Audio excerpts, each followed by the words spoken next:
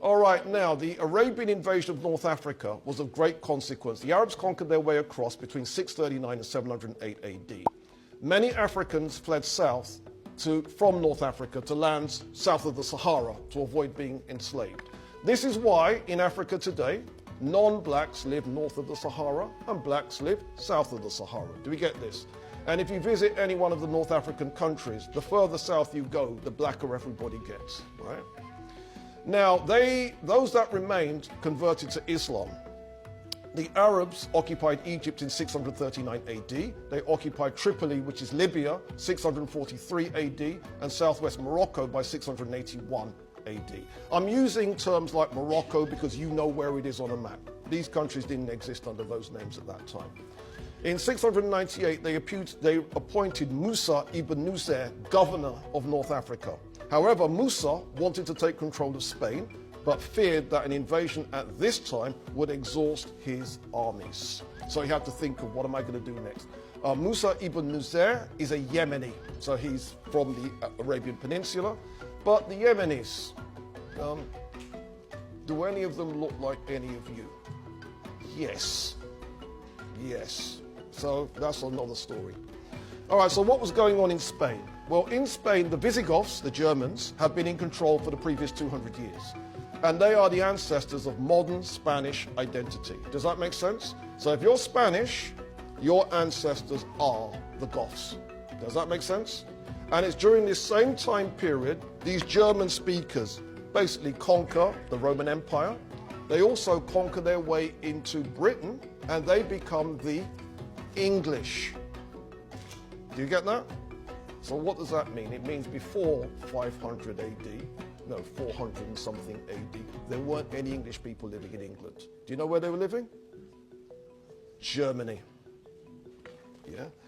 All right.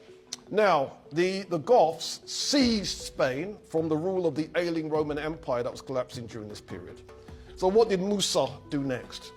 He sent a reconnaissance mission of 500 African converts to Islam into Spain, led by an African called Tarif.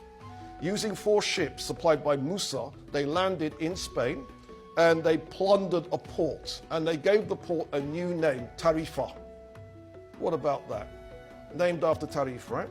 And what happened is the Moors imposed a special tax at that port, and that's the origin of the word tariff. Right? Did we know this? Aren't you glad you're here? All right, so in 711, Musa sent a second and more formidable African army into Spain, led by Tariq ibn Ziyad. Tariq ibn Ziyad was an African, and he led an expeditionary force of 6,700 African soldiers, 300 Arab translators and propagandists, and they occupied a portion of Spain, and then they renamed that part that they occupied the Rock of Tariq. Jebel Tariq, Gibraltar. You understanding this? Yeah? So that too is named after an African. Yeah? Okay, now European writer from the time period, there's a European monk, and this is what he said happened. The reins of their horses were as fire, their faces black as pitch. Their eyes shone like burning candles. Their horses were swift as leopards, and the riders fiercer than a wolf in a sheepfold at night. The noble Goths were broken in an hour, quicker than tongue can tell. O luckless Spain. Now, can you see that there's a description of the Moors that you don't often see? Faces black as pitch. So that tells us that dark-skinned Moors were the majority, but the light-skinned ones were also there. All right?